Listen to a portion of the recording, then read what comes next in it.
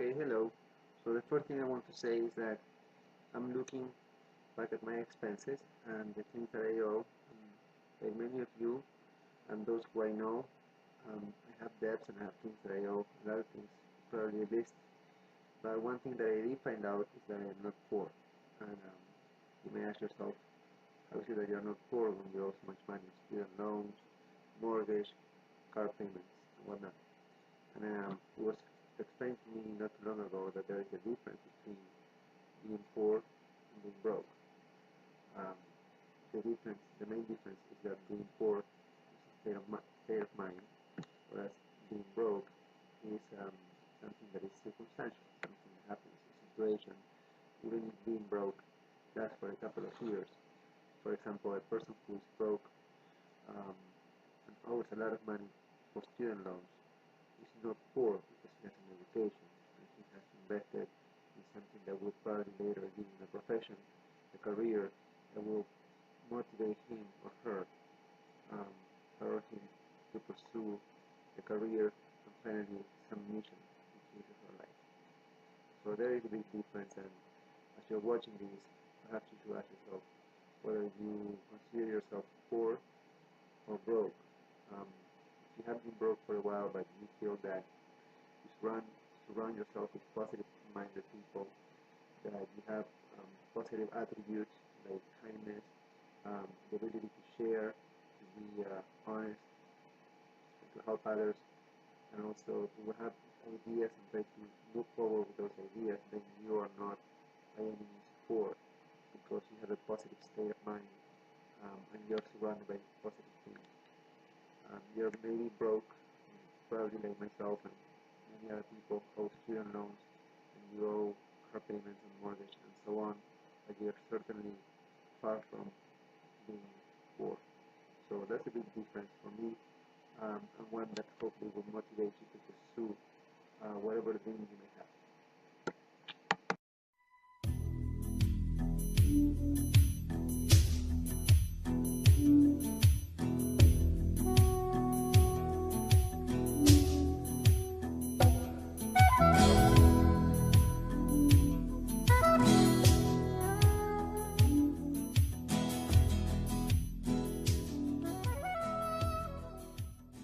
You know, when I started working on these videos, I thought of calling them not trainings, but actually conversations, as a means of making this more pleasant and easier to follow through and go back to and check and listen to, and then definitely give us feedback about what your thoughts are and your opinions. But this other distinction that we draw at the tutoring place is something that, like most things that we do, came from a situation. In this particular case, we're talking about the difference between acceptance and acknowledgement. Uh, this came up when actually my partner mentioned that he was unreliable that day. He said yesterday, I am unreliable. And driving home, I started thinking about what was the real problem in this situation with a specific person. And I thought that the main situation, the main circumstance at hand was that he had come to accept himself as unreliable. And because he did that, that represented some form of an endpoint where he said to himself, I am unreliable, and because I am unreliable, I do not do this or I do not do that. So he basically used it somewhat as an unconscious excuse to sabotage himself. It happens to me, it happens to you at some point, it happens to a lot of people. And the difference, or the opposite of that, will be acknowledgement. And the difference between the two is very simple. One, acceptance.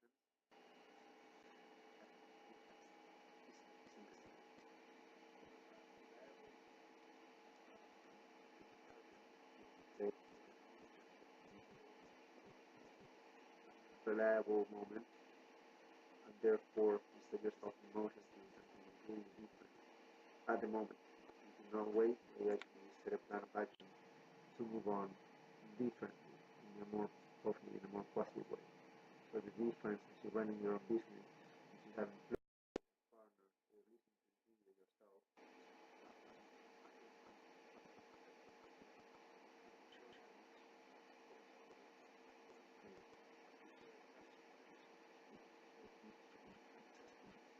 to acknowledging them and then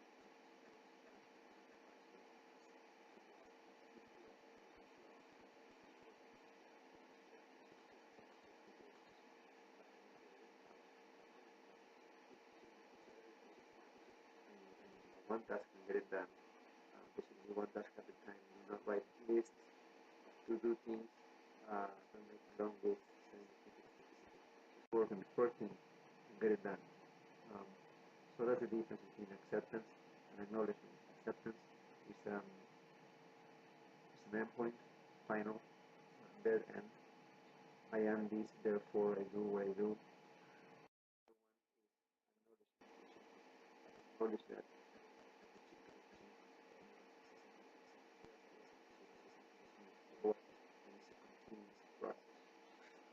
Usually, once you identify things and acknowledge them, and you work upon those, then those positive correct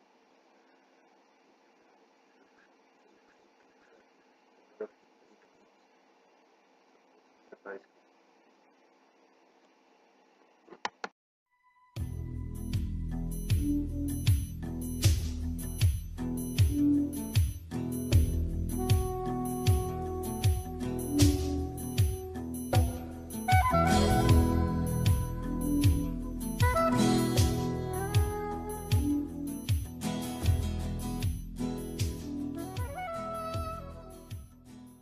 Okay, so the last thing that I wanted to talk in this conversation and remind you that this is called a conversation because I expect or I hope to see comments from some of you and to hear some feedback from these videos, and I will gladly add it to the next series of videos in the next edition that they are meant to help everybody. Um, but the next distinction that I was thinking was to think of a place or an idea as a job, work.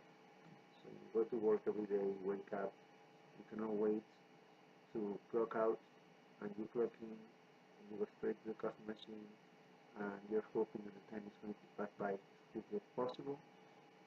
Or you even could be an employee, a great employee, who goes from a 9 to 5, you do what you're told, and you stay within your box, and you follow instructions, whatever your job description and title, then at least you follow with that, and you comply with everything. The other level is to think not as a job, not as work, but as a profession or a career. So usually, like myself or some other people, you go to university, you prepare yourself, you get a bachelor's degree, a master's degree, a PhD if you want to do that or go that far, and you pursue what is called a profession, or for lack of a nicer term, a career, which implies something along the lines of speed or a chase or a race, where you're kind of chasing a future for yourself, a name for yourself, um, and also some role in society as a profession. And then the third level that we talk about is a mission or a cause. So I think that's the level where you want to be, where you identify what your mission in life is, what your cause is. St. Jude's is a perfect example of, an organization with a mission, a cause, and that means that everybody there probably works the extra mile because everybody there has what I will talk about later in another video, hopefully, which is a sense of ownership and also a sense of responsibility and obligation towards the community, towards the greater community outside of the self. Um, so definitely that's a big difference. And when you form an organization, you are watching, or you have one right now, and you have employees, you will identify when it comes to prioritizing people who will move up in their positions. It's quite simple. You look at who belongs to those who behave um, as employees, which of your employees or partners think of themselves and of your idea and your mission and cause as a job, nothing more than work. Those probably won't move up too much or too fast anyway. Then you categorize the ones who think of your place as a profession, career move, different sorts. So this is good for them to an experience to be able to make a career move. And then those who really join you on the mission and really believe in what you do and really believe in the idea that you represent, and you will notice those things immediately because of initiative, motivation, um, positive thinking, creativity, also the most important one is sense of ownership, meaning that these people behave as though they own the place, in the sense that they're very motivated to take it to the next level always. So that's the difference.